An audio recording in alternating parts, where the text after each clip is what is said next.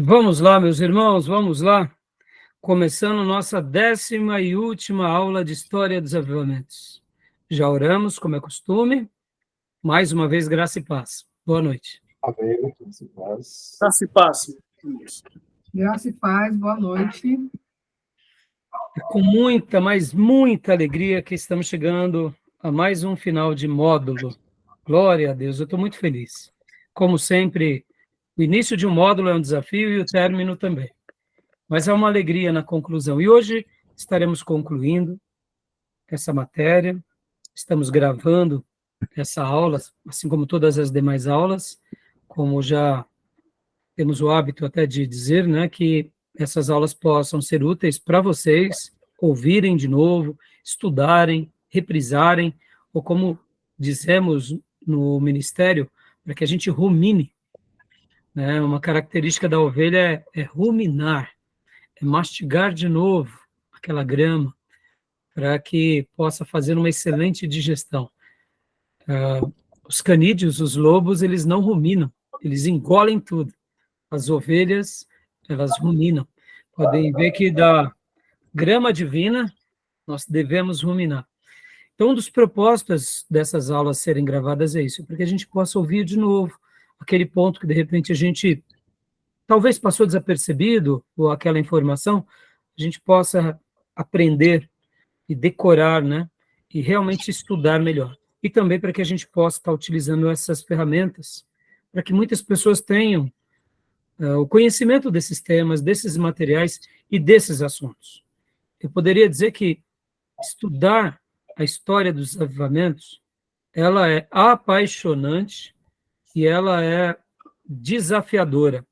E assim, poderíamos ficar aqui talvez 3, 4 módulos e ainda não conheceríamos sobre tudo.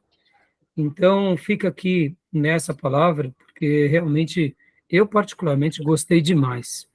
Sempre que dou essa matéria, eu confesso para vocês, eu fico felicíssimo, me sinto desafiado, desafio a igreja local, compartilho os materiais novos que a gente vai aprendendo com a igreja, e oro, né? Sobretudo oro, pedindo por mim e por nós, que Deus derrame um grande avivamento. E os irmãos têm gostado desse tema?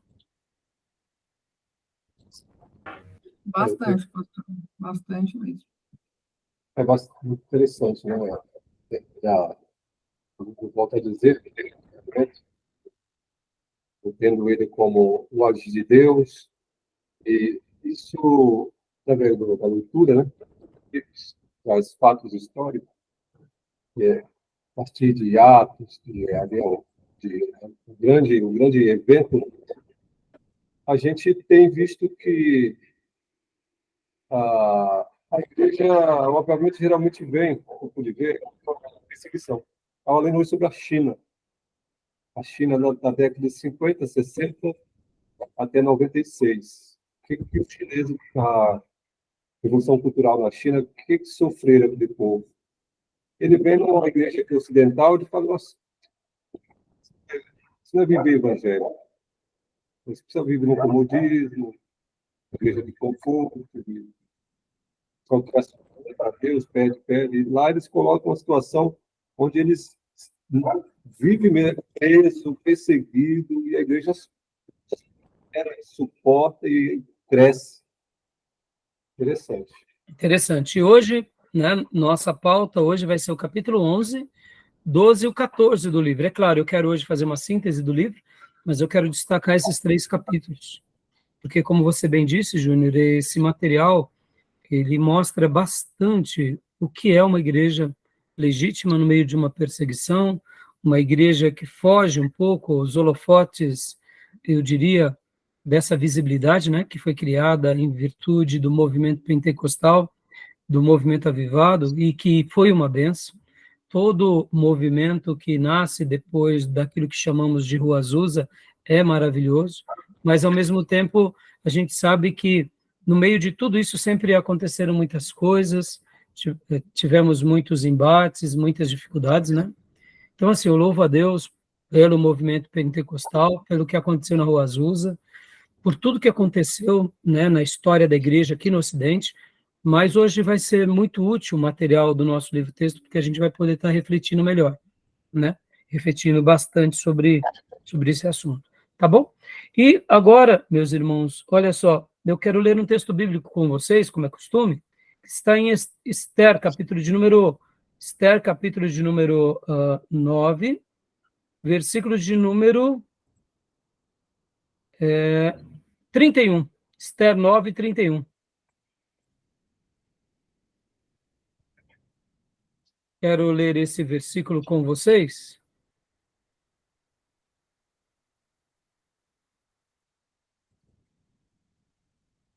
Esther 9, 31. Quem achou pode ler para nós.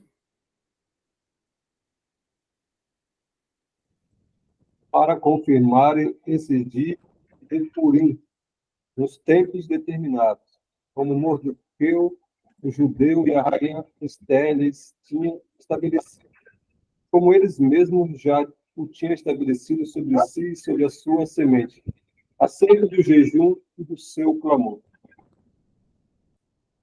Joia. Deixa eu dar uma síntese aqui bem oportuna. Vocês conhecem bem a vida e a obra de Esther e de Mardoqueu. É aquela história que acontece no Império Medo-Persa, nos dias de Assuero, ou também como é conhecido como Xerxes, onde havia uma jovem judia que ela tinha se tornado órfã e ela foi criada pelo seu primo, Mardoqueu. Mardoqueu cria ela e Mardoqueu se torna então padrasto dela. E a história é que Xerxes depõe a sua rainha e é eleita uma nova rainha e Esther é eleita essa rainha. Logo na sequência, há um homem que foi exaltado no Império Medo-Persa, que o nome era Amã, e Amã, vendo que todas as pessoas se prostravam a ele, se curvavam a ele, tinha um que não se prostrava nem se curvava, que era esse tal de Mardoqueu. E por causa disso, ele cria revolta contra Mardoqueu, e não só contra Mardoqueu, mas contra todos os judeus. E assim, ele cria uma cilada para destruir todos os judeus do Império Medo-Persa, das 127 províncias. De fato, a rainha Esther, ela também era uma judia, Mardoqueu era um judeu, e então, mesmo ela estando na corte, ela não estaria imune à cilada que foi criada por Amã e que foi endossada pelo rei imperador Xerxes. No entanto, a rainha Esther foi desafiada por Mardoqueu para orar, para jejuar, para buscar a presença do Senhor diante dessa situação, porque Mardoqueu vai a Esther, então Esther desafia ele, vamos orar, vamos jejuar, e eu vou me apresentar diante do rei sem que ele me convide a entrar diante dele. Se ele não baixar o cetro, eu morrerei. Mas caso ele baixe o cetro, eu falo sobre a nossa situação. E aconteceu como ela tinha orado, ela pediu ao rei, então, que essa artimanha fosse cessada, e o grande inimigo dos judeus caiu por terra, que era Amã. Ele tinha feito uma forca para matar Mardoqueu, e ele acaba sendo morto na sua própria forca. Depois que tudo isso é feito, chega o dia ali da grande destruição dos judeus, mas um pouco antes disso, o próprio Mardoqueu, juntamente com Esther, também supervisionados agora por Xerxes, dão aos judeus o direito deles revidarem contra os inimigos. E assim acontece, os judeus têm um grande livramento, Deus honra demais Mardoqueu, e assim é criado aquela festa que nós conhecemos como festa do Purim. No entanto, logo depois de tudo isso, tanto Mardoqueu quanto Esther escrevem ao povo judeu, dando recomendações à festa. E agora vem Esther.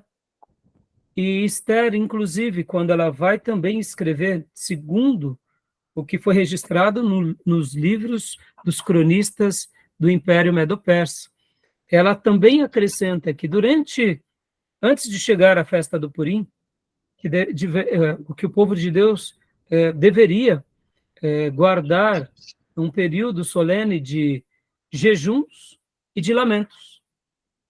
antes de chegar o grande dia da festa, porque essa festa se perpetuou nas datas que ocorreram esse livramento por todos os anos, e até hoje a festa do Purim é uma festa que os judeus fazem. Só que Esther, ela coloca essa recomendação. O que ela estava querendo dizer aqui? Povo de Deus, antes de celebrarmos a festa, o livramento, a lembrança da vitória, vamos se lembrar que essa vitória, ela se dá porque um dia a gente orou e jejuou, antes de Deus nos dar a vitória. Porque quando Mardoqueu chega para ela e diz, Esther, você é a rainha, e não pense você que porque você é a rainha você estará livre, até porque é um edito que sai por parte de Amã, mas o imperador assina. Logo, você como judia também morrerá. Eu, você, a nossa família morrerá. E Mardoqueu até diz para Esther, Deus dará um livramento ao seu povo. Como será? Eu não sei. Nós morreremos. Que era meio óbvio que eles possivelmente morressem.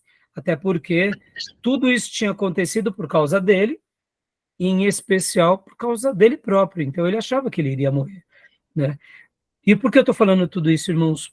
Porque essa situação, esse livramento, ele nasce debaixo do quê? Debaixo de oração, debaixo de quebrantamento, debaixo de jejum. Isso nos faz lembrar uma das características daquilo que tratamos na última aula, que no meio de toda crise que se levanta no meio do povo de Deus, o povo de Deus começa a buscar a face de Deus, se quebranta, se humilha, se arrepende dos seus pecados, e logo na sequência, quando Deus contempla tudo isso, vem o grande livramento. Foi isso que aconteceu com a rainha Esther, foi isso que aconteceu com Mardoqueu, foi isso que aconteceu com todos os judeus nas 127 províncias.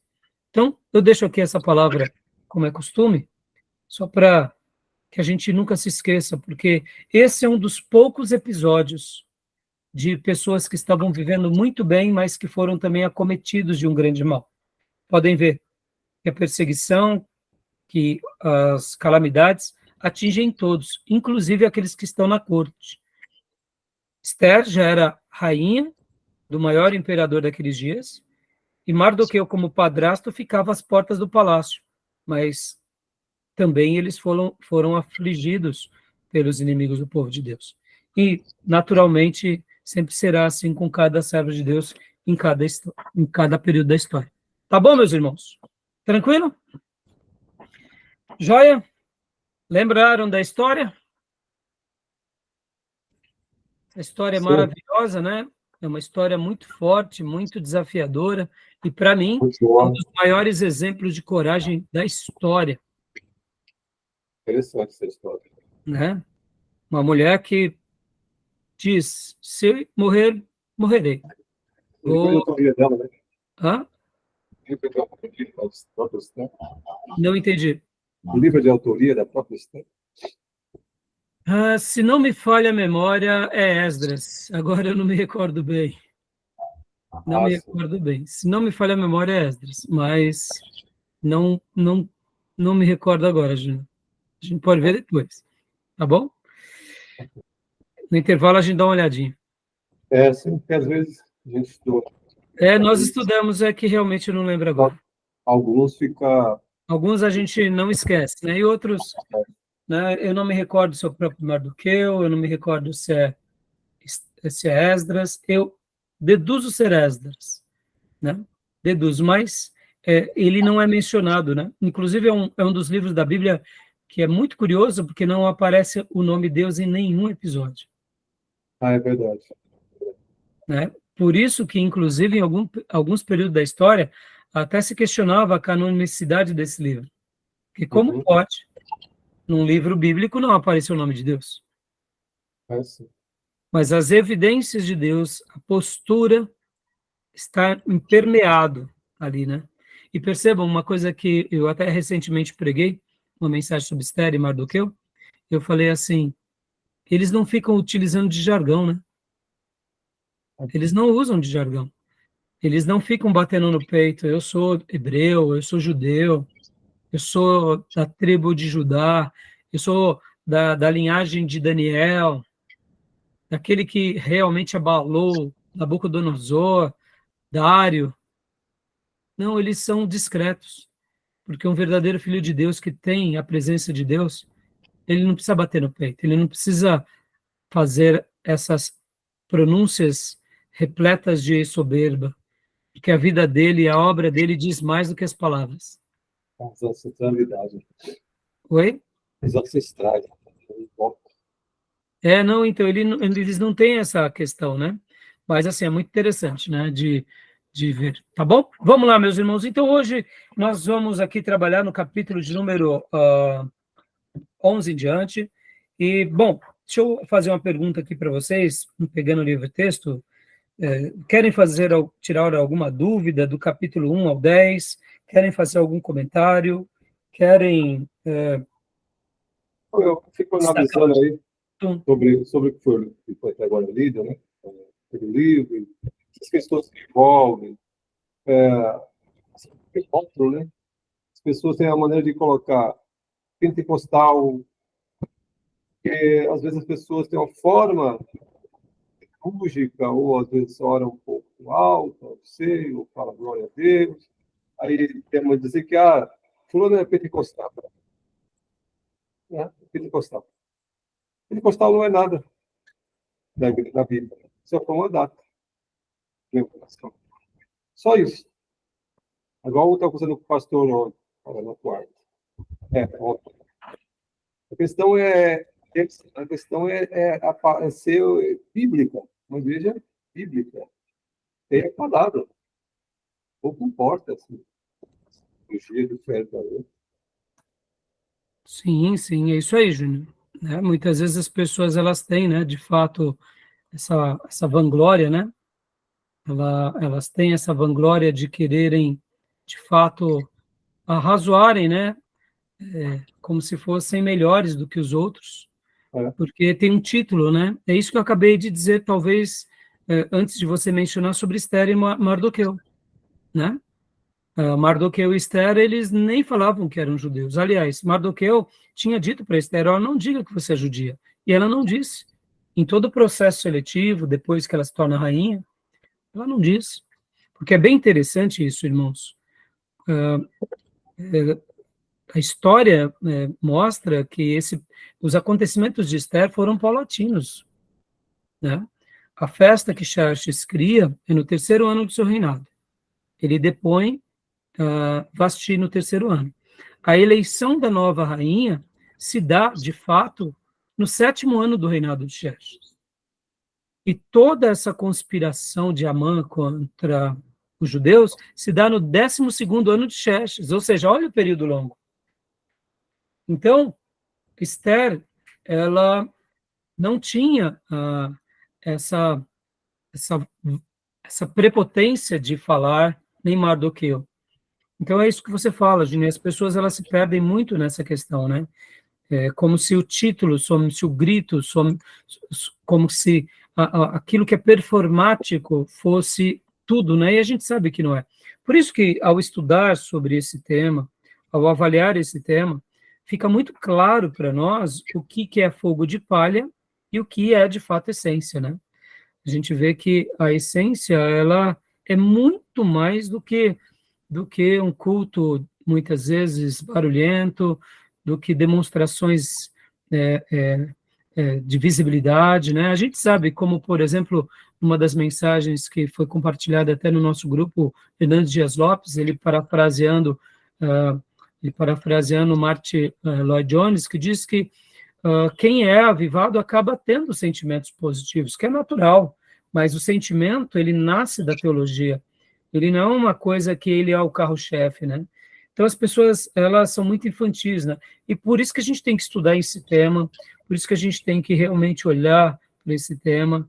E hoje, né, nesse estudo que a gente vai estar fazendo agora, inclusive, eu quero até fazer uma citação do último capítulo, que é o capítulo de número 10, porque quando fala sobre a queda dos televangelistas. Pode ver? A queda dos televangelistas é uma boa lição para nós de como nunca vivermos. Talvez você diga assim, pastor, no mau testemunho tem algo que possa nos ensinar? Eu falo, claro que tem. Num péssimo testemunho tem uma lição ali que é uma matéria-prima. Qual é a lição? O que nunca fazer, o que nunca seguir. Ah, é mau testemunho, ótimo, tá bom, não quero seguir aquele mau testemunho. Mas aonde fulano errou? Quais foram os calcanhares de Aquiles? Aonde eles não vigiaram, aonde eles sucumbiram? E vocês sabem que, infelizmente, os televangelistas, eles de fato se tornaram popstar evangélicos. E aqui fica uma mensagem para nós, né? Podem ver que essa questão, Deus, quando ele quer derramar o avivamento, é ele que faz. Ele pode usar uma pessoa, ele pode usar uma comunidade, ele pode usar uma igreja, mas, de repente, geralmente, Deus vai na contramão da cultura. E muitas vezes o mundo é mundo, irmãos. Televisão é mundo. O mercado é o mercado. Não pensem vocês que o mercado vai facilitar para nós.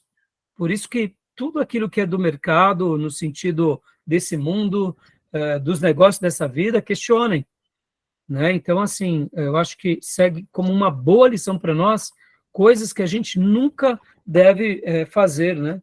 Porque os movimentos pentecostais e os televangelistas e as dramatizações e aquele culto à personalidade e tudo isso mostra o quanto que a gente tem que tomar cuidado para que a gente não possa, de fato, se enveredar por isso. Por exemplo, características pentecostais, né, e avivadas. Entre Deus e o cristão, é mais ou menos isso. O discipulado é livre. Geralmente, na característica pentecostal, cada um segue o Espírito. Numa característica já mais histórica, já mais de igrejas mais voltadas à reforma, o discipulado ele é um discipulado orientado por Deus, claro, pela palavra de Deus, sim, mas por um ministro. É diferente o discipulado. A questão dos dons no pentecostalismo também recebe uma orientação muito livre. Já os dons dentro de uma característica histórica reformada, jamais supervisionada. Podem ver que até mesmo nos nossos irmãos que passaram por experiências enormes em avivamentos do passado, por exemplo, como aconteceu lá com aquele jovem que foi o grande instrumento de Deus no avivamento no País de Gales, quando ele procura seu pastor ancião, ele diz, pastor, eu estou com dúvida, porque eu estou aqui tendo palavras mais ou menos como essa, tendo um sentimento, meu coração está aquecendo para eu voltar para a minha cidade, para orar com a minha cidade. E eu não sei se é de Deus, se isso é do diabo, ou seja, o povo histórico, eles não têm medo de ter dúvida, de pedir ajuda para o outro. Pentecostalismo, na sua grande maioria das vezes, ele Deus se basta, é uma coisa muito solta, e por isso que a gente tem tantos erros doutrinários. Né? Então, assim, fica aqui uma observação, né? Porque aquela conclusão do capítulo 10, ela é bem interessante. Inclusive, o autor ele fala muito sobre essa questão que, se fosse nos dias de João Batista, possivelmente João Batista não ia para a TV, João Batista ia para o deserto. Porque na TV tem toda aquela questão do mercado, tem toda aquela questão da influência, da propaganda, e João Batista ia falar, não quero isso. Então, é muito interessante essas questões e a gente não pode perder isso de vista. Tá bom, meus irmãos? Então, né? Pastor Johnny, graça e paz, pastor. O pastor entrou, né? Eu nem cumprimentei o pastor. Graça e paz, pastor, irmãos. Boa noite. Graça e paz, Gil. Graça e paz a todos. Então, voltando aqui, meus irmãos, do capítulo 1 ao 10, alguém quer fazer algum apontamento do livro, algum comentário? Eu queria, além de destacar essa questão da queda dos televangelistas, irmãos, eu queria destacar alguns pontos aqui. Qual o ponto? Jesus sendo o centro ou o homem sendo o centro? A descentralização do homem. Então, guardem isso. Lembra que a gente aprendeu que no verdadeiro avivamento, Deus faz como Ele quer. Nos nossos pseudo-avivamentos, podem ver que desde de Finney dizia, vamos para uma reunião de avivamento, uma besteira. Foi um grande evangelista, mas ele falava coisas como essa, por exemplo. Nós teremos reuniões de avivamento de segunda a sexta, sábado não, como se parecesse que eles estão no controle, né? A gente sabe de alguns exageros de Finney, não tem problema a gente contra-argumentar, ele fez uma obra de evangelismo muito grande, foi um homem muito usado por Deus disso, mas ele tinha certas colocações erradas. Essa era uma delas, por exemplo. Então, nos avivamentos humanos, o homem controla, mas a gente sabe que no avivamento divino é uma coisa sobrenatural. E assim, por que eu estou fazendo essa crítica? Porque existe a descentralização do homem, do grupo, da denominação, e há a centralização de Deus, da glória dele, né? E então, eu queria até colocar aqui um outro assunto, né, que seria aquilo que foi tratado também nos capítulos anteriores, como os discipulados, o movimento de discipulado nos Estados Unidos e o movimento de discipulado também na Argentina. E eu queria destacar apenas, irmãos, que muitas vezes Deus ele vai fazer isso de uma forma maravilhosa, onde nas escolas, nas faculdades, nas universidades, não subestime. E isso que é maravilhoso. Uma coisa é uma reunião de oração esporádica, sem ser um discipulado, um momento em que algumas famílias se reúnem, já é uma bênção, mas um discipulado é algo mais piedoso, é algo mais, eu diria, é algo mais de propósito. A proposta ali é crescer, é Clube dos Santos. Então, o movimento de discipulado que nasce também na Argentina foi uma coisa muito importante, assim como o movimento de discipulado que nasce nas Américas. E hoje, aqui no Brasil, se a gente for ver, existem muitos movimentos discipulados também, em faculdades. Por exemplo, tivemos agora um dos nossos irmãos aqui da nossa igreja local, que ele entrou na USP, ele conseguiu passar na Poli. E aí ele disse, pastor, o pessoal lá já me colocou no grupo cristão. Falei, é mesmo? Fiquei feliz, porque tem reuniões dos evangélicos e ali no grupo, e ele está fazendo engenharia agora, né? E é engenharia integral, então todo dia ele vai para lá, volta. É um menino muito piedoso, mas olha que legal. Tem o grupo cristão lá na USP, que está fazendo o quê? Reuniões de discipulados, onde eles vão orar junto, vão buscar a presença de Deus. Isso é maravilhoso. Indiretamente, é um grupo de oração, mas acaba sendo um grupo de discipulado, onde o mais fervoroso acompanha os outros, onde aqueles que estão querendo se enveredar aí para o mundo começam a perceber, poxa, tem irmãos aqui, que nem eu, que não se rendem para as práticas mundanas, ou seja, esses movimentos de discipulado são maravilhosos, viu, meus irmãos? Tá bom? E, para mim, basta aqui. Querem destacar mais alguma outra coisa que vocês leram, gostaram e querem compartilhar ou tirar dúvidas? Só que essa parte do de televisão, né? E a televisão ele pode ser um fator negativo para o ministro, para a igreja. Seria, né? Porque os princípios, valores são do mundo. Você acabou de falar. Então, vale a pena, porque vai ter muita distorção. A presença da pessoa, grande comunicação, um grande veículo, mas os valores que para estar ali são valores do mundo, né? Na televisão. Sim. O grande dono da empresa, o marketing, a propaganda, então, às vezes estão seduzidos, você falou, e acaba se desviando.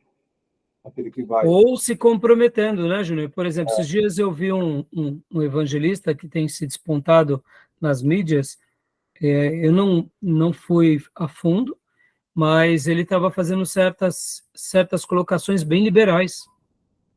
Então, como eu não estudei, então eu não quero agora fazer aqui uma colocação assim mais... como eu vi rapidamente, não pesquisei, então eu vou ser um pouco polido na minha crítica. Mas isso que você falou é verdade. Muitas vezes você não vai poder falar de certos grupos, certos movimentos, você não vai falar de certas práticas. Por quê? Porque isso vai contra a cultura estabelecida que, de fato, a mídia quer. Então, percebam, não é para nós, né? Por isso que... Eu lido, né? Vai pegar o evangelho. Vai pegar o... Exatamente. Então, tá bom? Beleza, meus irmãos? Mais alguma dúvida do capítulo 1 ao 10? É interessante perceber, pastor, que desses movimentos que aconteceram aí na história, né, esses grupos que foram avivados por Deus, eles erraram bastante, né? Eles tiveram bastante equívocos, assim, né, nos seus avivamentos, mas foram grupos importantes, né, que preencheram, né, o vácuo da história, né, deixaram uma marca em toda a história, e isso que é legal, né, apesar dos erros, dos acertos, deixaram uma marca na história, né, isso que é legal de perceber, lendo esse livro aqui. Sim, sim. Por outro lado, né, Gil, por isso que um povo que não conhece a sua história está fadado ao erro, né? Como o próprio Hernandes Dias Lopes fez uma citação num dos vídeos que nós compartilhamos no nosso canal, a história ela pode ser o nosso pedagogo ou ela pode ser o nosso coveiro. Então, perceba que muitos desses grupos poderiam ter errado menos, como nós também. Como nós também. Verdade. Porque muitas vezes, quando a gente está naquele momento em que a gente está tendo notoriedade, estamos tendo crescimento, há uma vaidade que nos inflama e de repente a gente fala, tudo bem, Deus permite. Aí a vaidade falou mais alto do que a verdade. Então, ou seja, o preço a gente vai pagar, né? Mas assim, indiferente de qualquer coisa, serve para nós, para a gente aprender, e quando a gente vê algo que o outro errou, a gente precisa tomar mais cuidado ainda, né? Para que a gente não erre. E para que a gente possa sempre se lembrar que há um equilíbrio muito grande entre a teologia e a prática. Nunca vai ser desassociado. Como nas aulas passadas eu mencionei, foram 40 anos de pavimentação teológica para vir uma prática poderosa. Não que antes não tivesse, mas a vida de John Wesley, de Whitefield, Jonathan Edwards, Spurgeon, todos os movimentos de santidade demonstram isso. E o que eu queria até destacar aqui, meus irmãos, que eu não duvido que Deus pode levantar amanhã uma igreja para ela ser os quindinhos do Senhor na terra, uma igreja local. De repente, ela tem uma explosão de crescimento e, por meio dela, multidões serem salvas, ainda mais nesse momento de tecnologia. Deus pode levantar pessoas, quem Ele quiser, onde Ele quiser, mas eu não tenho dúvida que esses movimentos que forem levantados legitimamente por Deus e que podem até pegar, eu diria, uma carona, né, no meio tecnológico, não vão faltar neles teologia bíblica. Quando eu falo teologia bíblica, é escritura. Não vão faltar neles aquilo que nós aprendemos, que são os movimentos de santidade. Não vão faltar neles consagração, postura.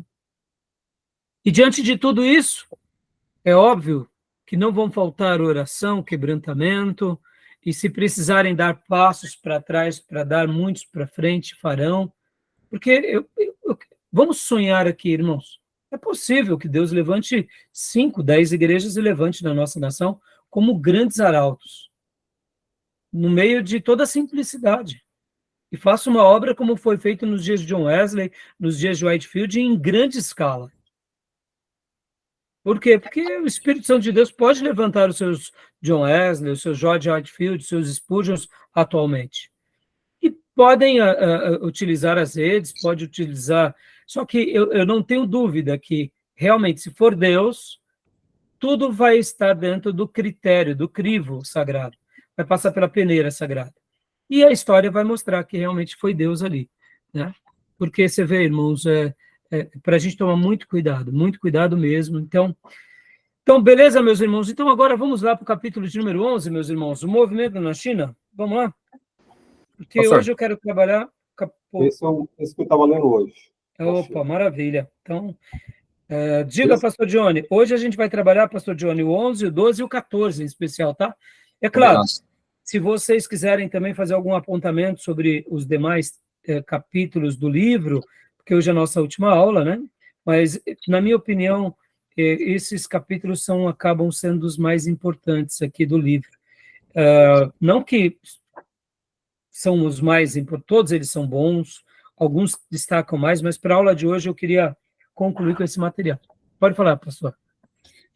Eu não li o capítulo 10 ainda, mas estava dando uma lidinha aqui, vi que boa parte da queda deles tratava-se de dinheiro, mulher, ou seja, sexo, né, e etc. E aí eu lembrei de uma fala de um pastor falando sobre Billy Graham. Nas cruzadas que eles faziam, ele nunca ficou responsável em receber, ou o dinheiro passava pela mão dele. Havia alguns critérios, né, e cuidados, não apenas ele, mas alguns irmãos que os acompanhavam, da liderança, nem chegavam perto disso, justamente porque sabiam que ali era pedra de tropeço para a vida e ministério deles. Ou seja, um exemplo, né?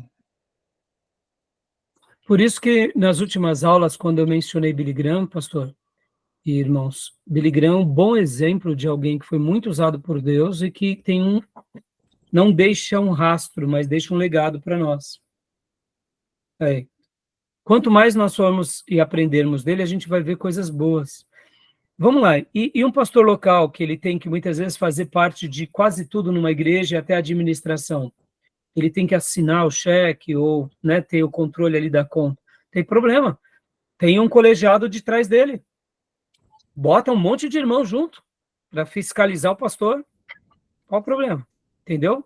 Agora, é claro, quando já pega uma projeção dessa, né, irmão, aí é muito melhor que sejam outros. E detalhe também, não basta colocar ali 10 outros cuidando do caixa, porque se for 3 Judas Iscariotes, acabou o ministério do pastor. Né? Sim. Então, você tem que ter um colegiado mesmo de trás dele, muito altruísta, de crentes. Então, irmão, você vê, Billy Graham é um exemplo desse que sobreviveu no mundo dos teles, e glória seja dada a Deus pela vida dele, né? Mas, assim, não é fácil. Não é fácil, irmãos. Eu fico pensando, assim, quem serão os novos Whitefield dos nossos dias? Quem serão os novos Lutero dos nossos dias? Os novos Calvinos dos nossos dias? Os novos Whitefield dos nossos dias, John Wesley dos nossos dias, Spurgeon dos nossos dias. Eu tenho, assim, uma grande expectativa, mas um grande medo. Eu tenho mais expectativa do que medo, porque eu sei que se Deus levantar pessoas como levantou eles, o mesmo Espírito Santo que capacitou Wesley, Whitefield, Spurgeon e tantos outros, vai capacitar esses como capacitou Billy Graham. Então vai ser uma delícia ver isso. Vai ser uma delícia participar desse momento. Ver Deus usando eles de forma copiosa, abundante. Então, assim, quem serão eles? Quem serão eles? Mas, ao mesmo tempo, a gente também tem que ter esse zelo do quê? De saber que serão homens. A gente não pode ter expectativas maiores do que aquelas que a gente realmente conhece. Porque, graças a Deus, nas nossas igrejas que não são neopentecostais, nós não criamos deuses, né? Nós temos uma imagem correta, é um ser humano.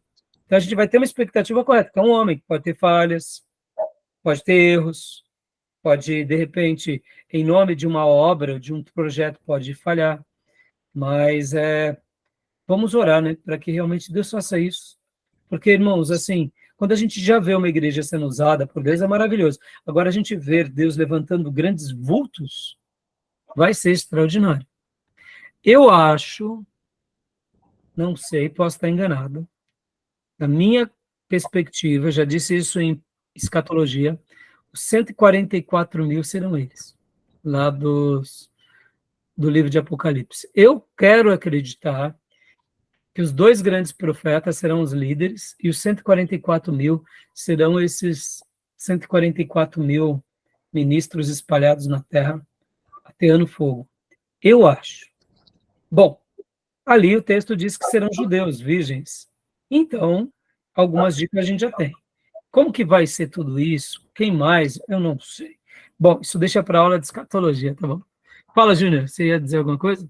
Sobre a projeção que esses homens eu fico com o pé atrás, porque eles ganharam fama. Mas aí é uma questão do Ocidente. Também, se a gente vê lá na China, na ali, não é de hoje, já lembro sobre a China, muitos deles ficaram de forma anônima. Não ganhou projeção na história, não ganhou fama. Se você vê a vida de Watchman, Wuxi e tantos outros que ficaram presos na China, passaram com 99 anos, e eles ganhavam multidões na China, basta olhar traz esses indícios, que algumas fontes trazem lá da China, só que eles não ganharam essa projeção de grandes, famoso, como o Guilherme traz aí, esses grandes homens aí que são retratados aí na história, da reforma, pré-reforma, etc., século XVII, XVIII. Mas esquece que na China, ali, grandes homens que viveram de forma bárbara no regime comunista e pré-comunista, eles não têm essa projeção. Exatamente, exatamente. E para você ter uma ideia, Júnior, por isso que a gente vai tratar desse livro aqui, essa parte é muito legal. Agora, né, Júnior, vamos dizer, a gente não pode dizer que nesses grandes avivamentos que possam vir a existir, Deus não vai levantar alguns com projeções. Se caso Deus use alguns vasos, como foi Whitefield, Wesley, Spurgeon, etc. e tal, eles vão ter projeções, mas eles vão saber o lugar deles, né? É que aí onde entra, talvez, essa nossa influência dos televangelistas, dos movimentos neopentecostais, que são tão midiáticos, de alguns grupos que gostam da mídia e usam a mídia de uma forma até boa, mas a gente vê um certo sensacionalismo. Então, a gente tem um pezinho atrás, mas, assim, pode ser que tenha o lado do anonimato, mas pode ser que não, né? Não, então, né, seja o que for... A conotação que eles têm aí é de piedoso, de orar muito, santo, etc, etc. Tudo bem, vamos tirar seu valor. Mas se você olhar para o lado também dos orientais, eu estava lendo, hoje eu li bastante, tem uns pregadores na China que viram 20, 30 anos preso no regime comunista e pré-comunista. E muitos deles, quando ia pregar, eles ficavam 6, 7 horas. Pregavam. E o público não saía dali. E outros, teve um deles que pregou sobre Mateus, ele não pregou sobre o livro de Mateus, todo. Ele conhecia todo o livro de Mateus. Então, era uma coisa comum de muitos chineses da forma de Deus. Eles viviam intensamente a fé. Então, só que aí não ganha autoridade. É isso que eu falo. Não ganha autoridade. Mas por isso que eu digo que são contextos diferentes e por isso que nas nossas primeiras aulas nós também falamos o quê? Que sobre essa demanda nós não temos, assim, um padrão. A gente não tem uma caixinha fechada, né? Não existe um padrão, é assim, pronto, né? O que pode vir a acontecer daqui em diante, a gente não sabe, né? Uma coisa é fato, a gente aprende com a história, a gente vê isso, e é muito interessante. Então, vamos lá para o livro-texto, meus irmãos? Vamos lá? Capítulo de número 11. Vamos ler um pouquinho aqui, a gente vai dar uma... Vai tentar ler, só passar os olhos sobre esses capítulos, como eu disse, hoje é a nossa última aula, né? Então, a gente vai estar passando os olhos. Júnior, quer ler para nós aqui o capítulo 11, a primeira parte? Deixa eu conseguir um livro aqui. Tá, então, pastor Johnny, tenha bondade para nós. Eu vou sair para pegá-lo. Tá bom. Tá bom? 147, página 147 do nosso livro-texto. Perfeito. O avivamento na China. O conteúdo deste capítulo foi extraído de um livro publicado em inglês, intitulado China Miracle, em Silêncio Exposition. Milagre na China, uma explosão silenciosa. Escrito pelo conhecido pregador e autor inglês Arthur Wallis, de 1922 a 1988. A primeira edição deste livro foi publicada na Inglaterra em 1985. Portanto, o leitor deve compreender que os acontecimentos narrados aqui se referem à primeira metade do século da década de 80. Cabe lembrar também que toda a narração na primeira pessoa refere-se ao autor, Arthur Wallis, que escreveu seu livro com base em pesquisas exaustivas, consultas com peritos sobre a China em algumas viagens ao país. Em uma delas, Valles teve a rara oportunidade de conhecer pessoalmente uma das igrejas caseiras na China. A extensa experiência e maturidade do autor, junto com a sua grande capacidade de expressão, proporcionarão ao leitor uma oportunidade inédita de conhecer não somente aquilo que Deus fez na China recentemente, mas também a importância que tem para nós no Ocidente hoje. Então, aqui ele já dá a fonte desse material, que é aqui, né, uma pitada, para que a gente possa saber. Irmãos, muitas coisas que aconteceram na China nesses últimos 100 anos é desconhecida por nós. Vocês vão lembrar que, quando nós estudamos missões 1 e 2, Deus levantou muitas pessoas para irem à China, para serem missionários na China, para fazerem ali uma obra de evangelismo, e alguns tiveram grandes êxitos, ganharam muitas vidas depois de muito tempo, outros sofreram, outros morreram, mas assim, muitas coisas que aconteceram na China, principalmente no século passado, a gente acaba não tendo conhecimento em virtude do comunismo. Vocês sabem que até hoje é uma democracia, né? É uma democracia aparente, mas na realidade é uma autocracia. Há um controle do Estado e nós não sabemos de muita coisa que acontece na China. Nós sabemos pouquíssimas coisas. Então, assim, essas experiências, esses fatos, a gente precisa também, quando for ler algo de alguém, realmente saber a fonte, porque, agora fazendo uma crítica aqui, vocês sabem muito bem disso. Existem muita coisa que os nossos irmãos, infelizmente, eu diria protestantes, principalmente os grupos mais voltados à questão do pentecostalismo, acrescentam sem ter essa experiência real. Irmãos, uma coisa que a gente não pode jamais é forjar. Pode ver que uma das características do povo evangélico é o exagero, principalmente o povo avivado e pentecostal. A gente quer dizer que Deus abençoou, a gente começa a forçar na nossa maneira de falar. E na minha opinião, isso é deslealdade.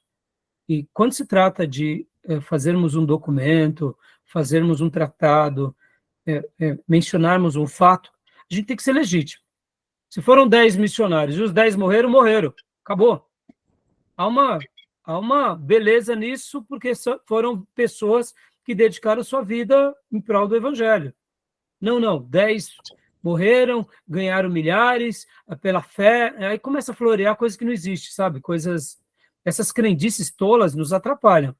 Então, quando a gente está fazendo algo e quando a gente está pesquisando algo, a gente tem que ir em fontes sérias, pessoas sérias, que não é que nem, por exemplo, eu aprendi com o professor André lá no seminário STBnet, sobre arqueologia.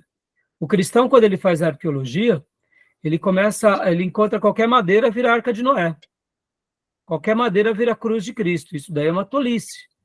E aí o pastor André, um excelente professor, dizia: irmãos, na arqueologia a gente deixa com que a ciência valide a nossa fé. Achamos uma madeira lá nas montanhas do Ararat, que é a Turquia. Vamos fazer uma pesquisa do carbono 14 e ver a data. Constata que é de, sei lá, 4.000 anos atrás, 5.000 anos atrás. Opa, será que é a Arca de Noé? Deixa que a ciência fale. Porque quando a gente vai buscar algo pela fé, a gente encontra qualquer coisa. Quando a gente vai achar as muralhas de Jericó, a gente vai achar qualquer pedra é a muralha de Jericó. Tá entendendo? E aí, em nome dessa crendice, a gente acaba não fazendo um trabalho sério e a gente acaba fazendo de serviço, né? Então, esse trabalho aqui é um trabalho onde o autor, ele de fato, o Arthur Wallis, ele vai realmente trazer essa cosmovisão, e isso vai ser muito bom para a gente, porque a gente não precisa estar forçando nada, tá, irmãos? Guardem isso, tá bom? Eu gosto muito dessa ideia, porque isso é importante para nós, beleza? Então, aqui, né, a gente não vai ler todo o capítulo, mas a gente vai ler só algumas porções, né? Então, continua para nós, pastor, por favor. Vamos ler um pouquinho aqui essa página e a outra. Vamos lá. Introdução. Sem dúvida, o período mais escuro para a igreja na China durante os 35 anos de governo comunista foi o da grande revolução cultural. Igrejas foram fechadas, pastores aprisionados e fogueiras acesas de bíblias e livros cristãos. A impressão de qualquer observador externo era que a igreja na China havia sido aniquilada. Se Deus tivesse reavivado sua igreja dentro do contexto político normal da China comunista, teria sido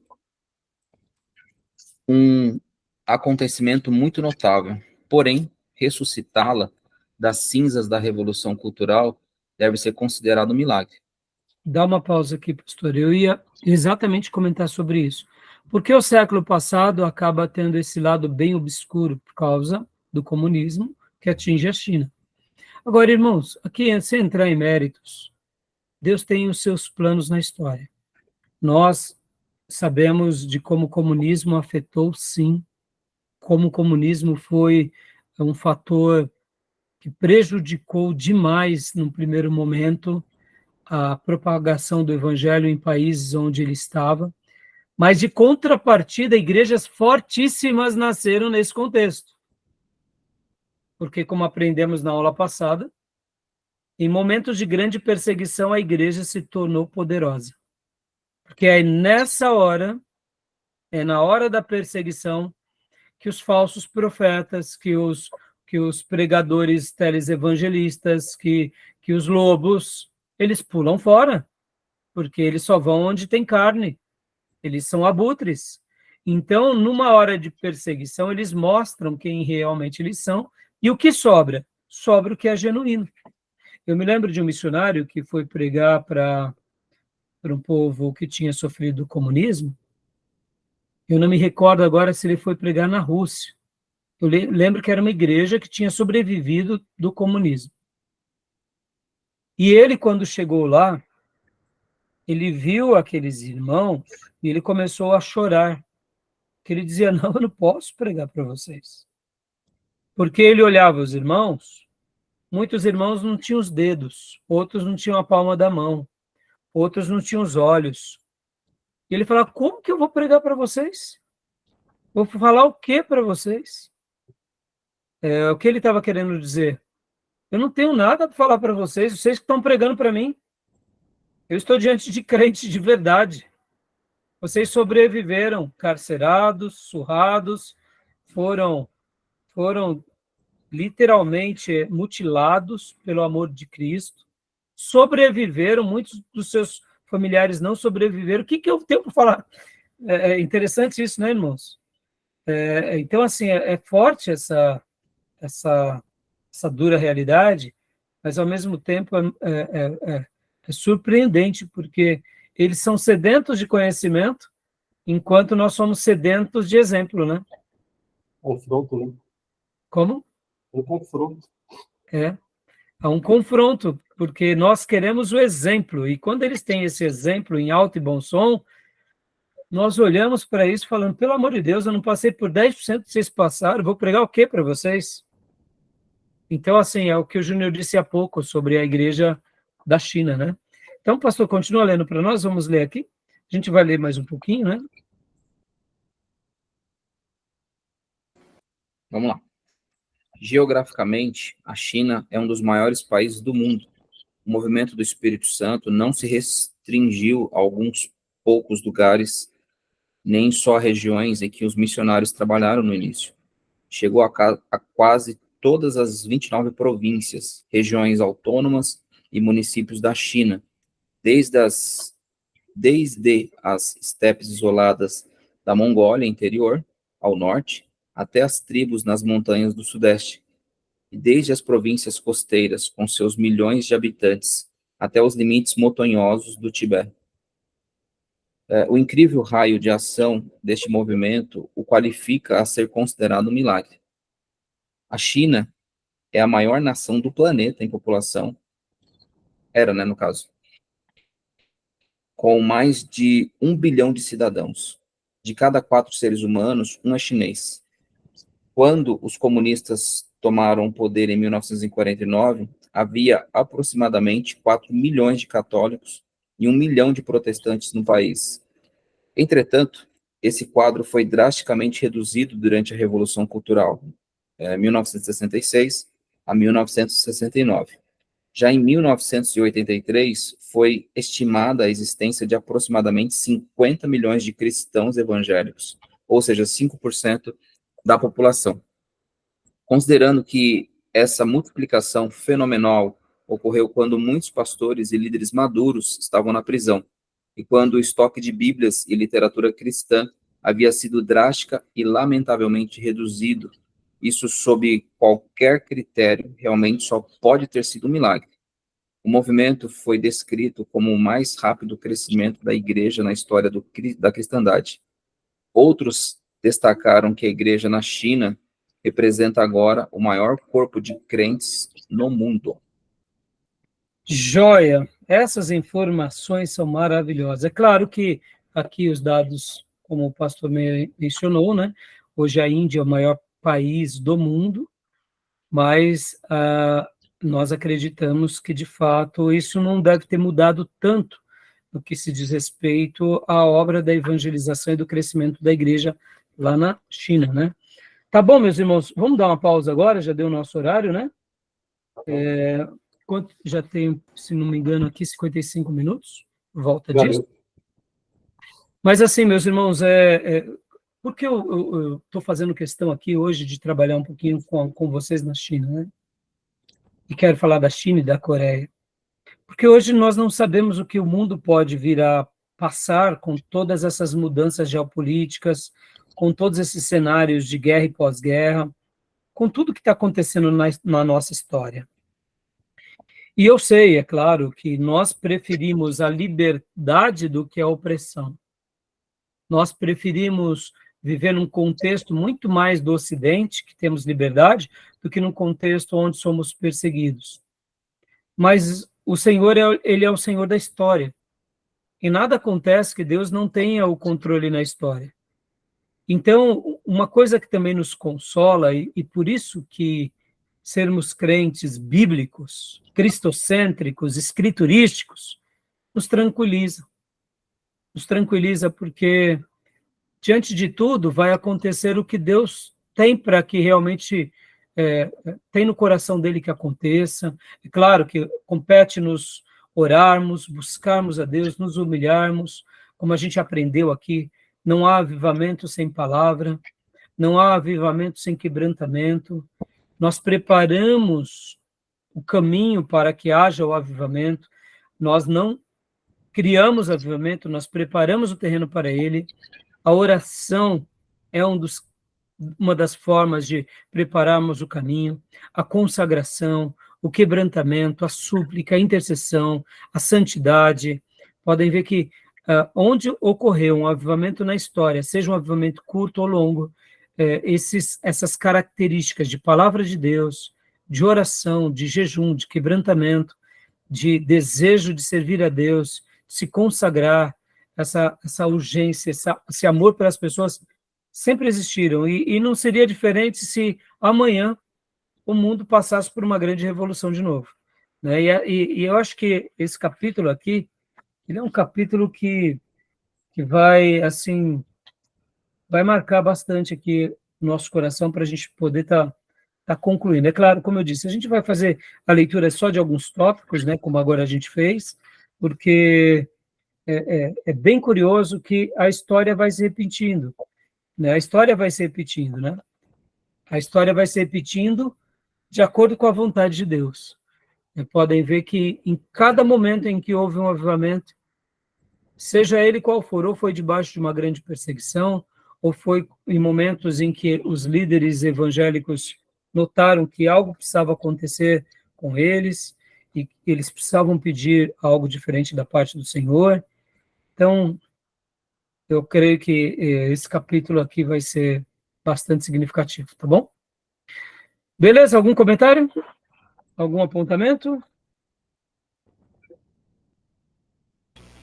Não, tranquilo. Tranquilo?